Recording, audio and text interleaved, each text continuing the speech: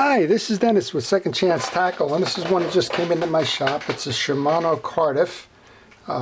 This one was purchased by one of my customers who kind of is following in the suit of what I do, which is go to flea markets and find reels.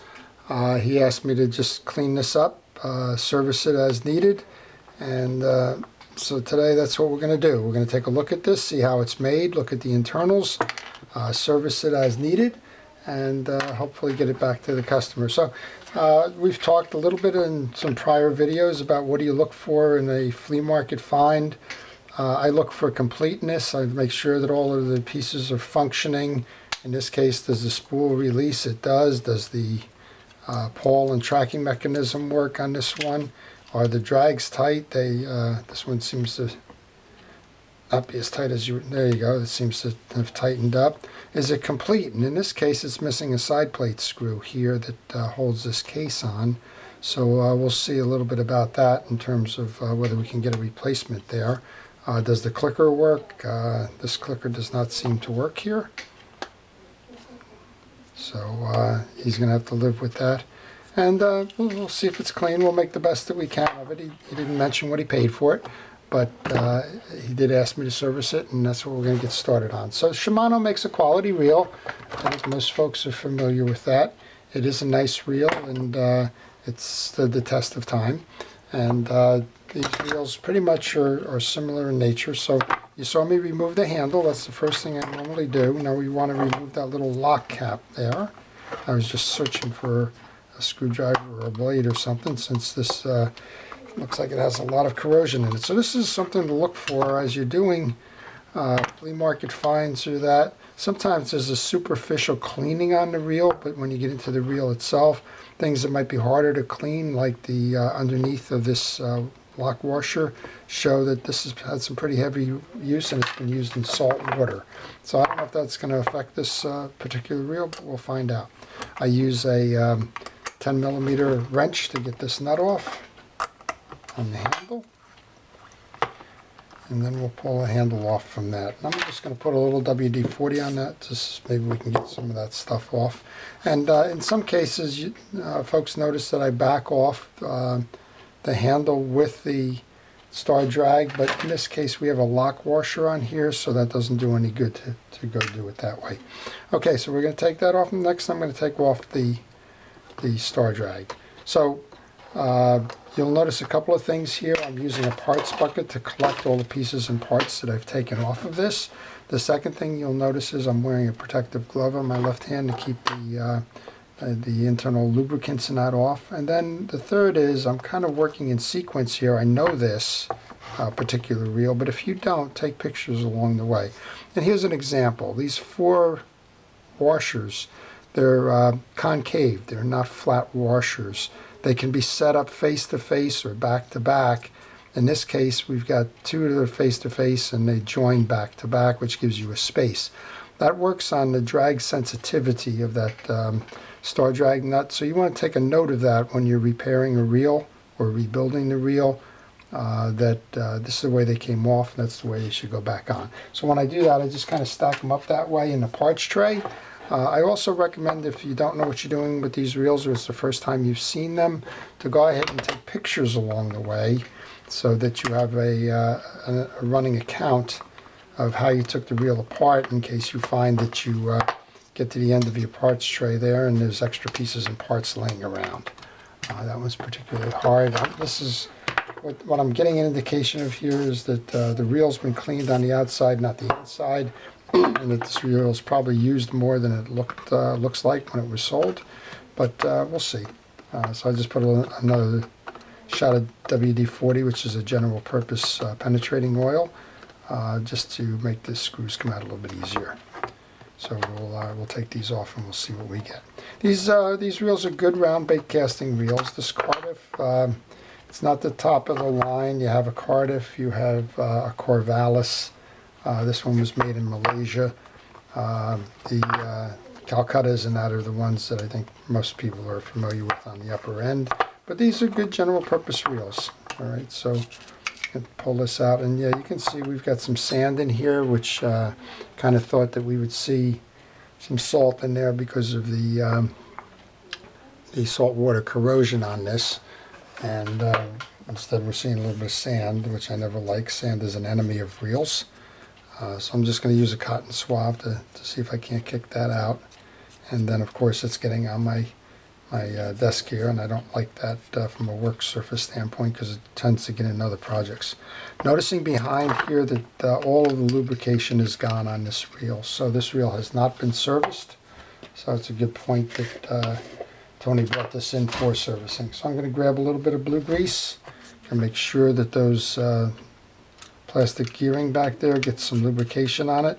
That's what spins the level wind function. I want to make sure that that gets there. And then on a bearing, I use oil on a bearing, and I'm using Real-X here, and there's a bearing in the back here, so we're going to give that a good drink of oil since it probably hasn't had one in a while. While I have that out, I'm also going to oil the worm shaft here, and we'll take the pole off while we're at it, and we'll go back and make sure that we have some oil in there as well. So that pawl is held in with a nut cap. Taking that off at the moment, and then I'm just going to shoot a shot of oil into that as well, and then we'll just right back in on reinstalling that nut cap. You can see that there's a lot of small pieces and parts on fishing reels, which is why I recommend that part bin. It's too easy to have to put a small piece on a bench and then have it get knocked off. So these are this is your spool. It seems to be clear and solid. There is a bearing on the spool here, so we're going to go ahead and oil that. Again, I don't mind flooding bearings with the oil, and then we're just going to simply put that right back in here, just so that it doesn't get lost or out of place as we continue to move on this reel. Okay, so we're going to set that aside now. I'm going to come over here again. We can see that there's a good amount of sand in this reel. That's probably what happened here with the fellow that decided to sell this thing. He probably started getting some grinding going on in here. We'll try and clean that up as best we can, but it's kind of ugly. And then we'll take this, this should come out with the one screw. I'm not certain, but I think this one screw should remove the case here. You should have two of these screws, one on each side. Not the case. I guess we're going to have to take them all out. Okay. So let's go just pull the remainder of these screws. I'm going to let them drop to the table here. There's two different types of screws. You want to make note of that. The one that holds the case to the springs inside the case is machine screwed. It's short. There's actually three types of screws here. There's a machine screw that goes up top, and these two screws below look like they're the coarser thread screws. That's all right. So we have two small screws. We have one come out from down here and one from here. We're missing the short throw screw over here, and then we have the machine screw up top there. So the plastic one doesn't need to come out. That's the one that I was thinking of. There's a little stop block here that holds the anti-reverse in, so that one does not need to come out. So let's go put that one right back in. So I've worked on these reels before. I think that they're indicative of a basic bait caster. Oh, I guess that does have to come out. And I like the reel overall. So it's a good casting reel. Because of those ball bearings, it does enable a quick throw. And it enables you to cast well along the way. So, all right, there we go. Now we're unstuck. And I think the short answer was that didn't have to come out. But there was some other crud holding it in there. There's some collected goop on here. And there's some damage along the way with that. Okay, so there was another bearing underneath here. And we're just going to take a good cleaning on this. So the bearing underneath here is it says 5 bearings on this. We've seen 4 of them. So we want to just lube that bearing up. The 5th one would be the anti-reverse bearing there. We're going to clean this garbage off of the shaft here. I use cotton swabs for that. And I can see that there's sand trapped in that as well. Alright, before we get too far along, I'm going to put these screws, pieces and parts in here. The two springs that belong on the clip there. There's the other screw. And we're going to pull the gear assembly now.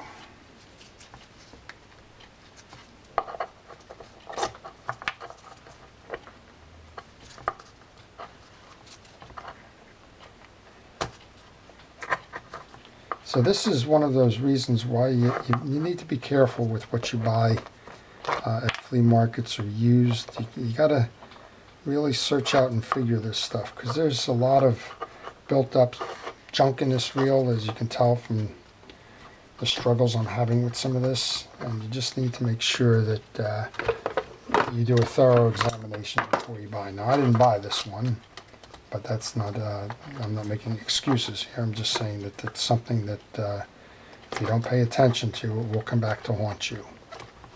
And what we have here is we have some beat down drag washers. There we go, now we got it off. Okay, so again, continuing on a theme of dirt, we've got a lot of junk on the anti-reverse log here. We want to get that cleaned off.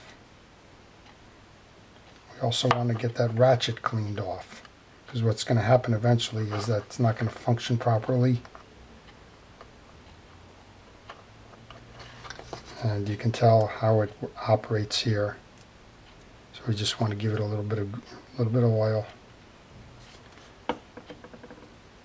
just to keep it working smoothly. That's a friction reverse there. That's not uncommon at all. On these drag washers, we can see we got a lot of junk on the back of this. We want to clean that off as well. And overall, this reel, just with the cleaning, is going to be fine. The issue really is we've got to go find a replacement screw. I'm going to charge him with doing that. I'm not going to go hold up the repair of the reel for delivery of a screw. But overall, this will function without that. And we just want to, again, clean these drags off, because that's what's happening here. These drags are in good condition. They don't need to be replaced, but they do need to be cleaned and wiped off, as some of that saltwater contamination, some of the sand and other things that were happening with this reel have kind of contaminated the overall piece. So we'll work on it. We'll get it out. All right, we're going to snap that back in. And then if you were taking pictures along the way, you notice that there's a wide washer and a thin washer holes. The wider one goes in first. Nice and dry it off. Get the grease off the second piece of metal. The metal washer goes on next. Now you'll notice there's two different ones here. There's one here that's got an oval, and there's one here that's keyed. That's the top one. The oval goes in first. Then we have two washers to follow. Next up is the wider of the two. Then we have what's called the eared washer. It has the little tags on both sides that fit in the main gear. And we have the smaller of the fabric washers. And we have the keyed washer. And that keyed washer accepts the ferrule that goes into the anti-reverse gear. And you'll notice that there's two studs that come off of that, and that goes into the set on the keyed washer. So we're okay with that. Going to put a little bit of blue grease onto the teeth of the spool drive gear. And I've noticed that the teeth on all of these gears are good. So we've cleaned the contamination out of this one. I do need to reset this. This is up, and we got garbage on the back of this as well. So I don't know what price he paid for the reel. I imagine he did okay. It will work. It does need work, right? Story of a lot of these types of reels. All right, so let's put this one back.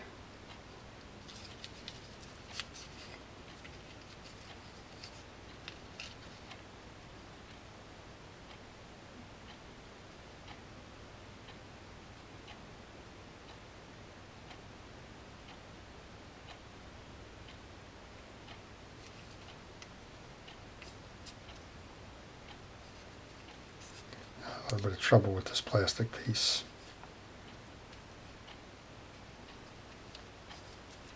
We'll get it. We always do. Alright, there we go. We get the plastic piece in, and then that was the coarse threaded screw that I said we didn't have to take out, and we didn't. And as you know, I have trouble with small screws, so here we go. Alrighty. So note to self, if we come up with this reel again, you do not need to remove the screw from the stop block.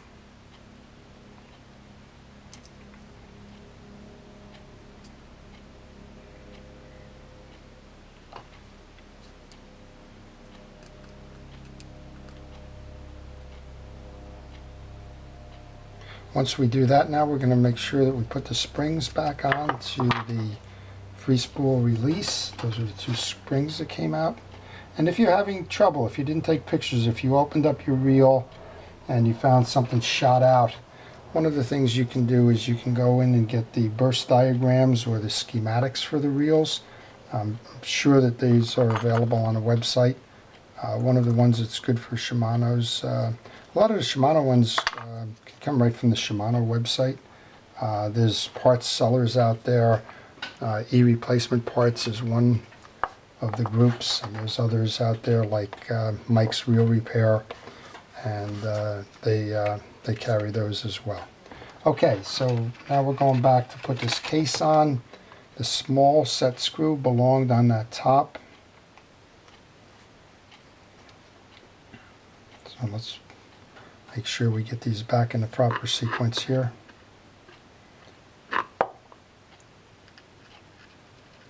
And again, if you had a question on that and you were taking pictures along the way, you would know that, that's where they came from.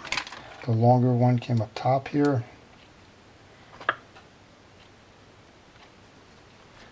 We're missing one, of course.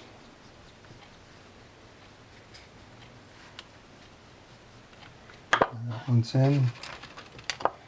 The other small one belongs down on the bottom here.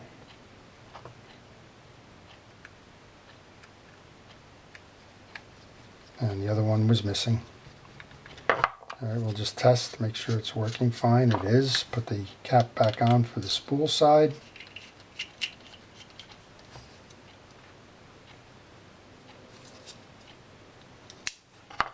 Okay, and then we can reset that side plate onto the reel.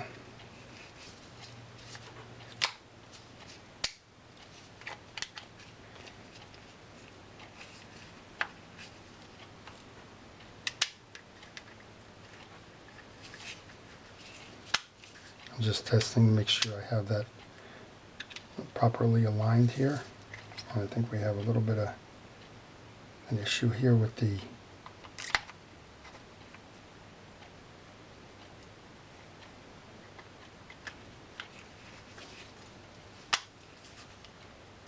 okay, we're back on to reassembling.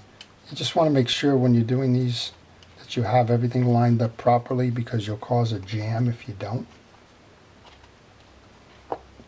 When I was making sure, there's a little trip lever in the back here for this free spool release, and if you don't have the trip lever down, it doesn't function properly, but in this case we've tripped it, and when you turn you reset it. Okay, back to those 4 drags that the washers that are set opposite each other, and we reset the star drag.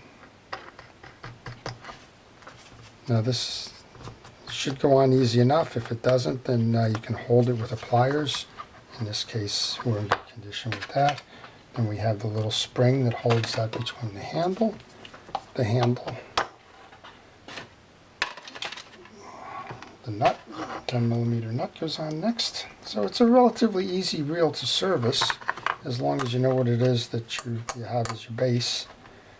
We cleaned up a lot of gunk in this one, but otherwise the reel is in good condition from the drag standpoint. Not that it didn't need to be replaced, they only needed to be wiped down there.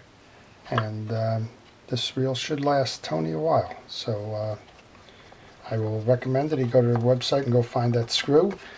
One of the problems with those parts resellers is the screw's going to cost you $1 and it's going to cost you $10 to ship the darn thing.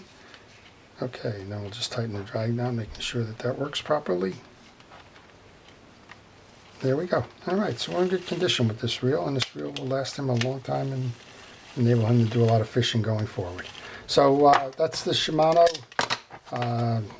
Cardiff 5-ball bearing reel. It's a nice reel. If you pick one up, it's great for bait casting and medium-sized to large-sized fish. Primarily here saltwater, but it has a Great Lakes application of deep lakes or rivers as well. So this is Dennis with Second Chance Tackle. Thank you for viewing the video. If you like it, please indicate that. If you want to see more, please subscribe. Thanks again.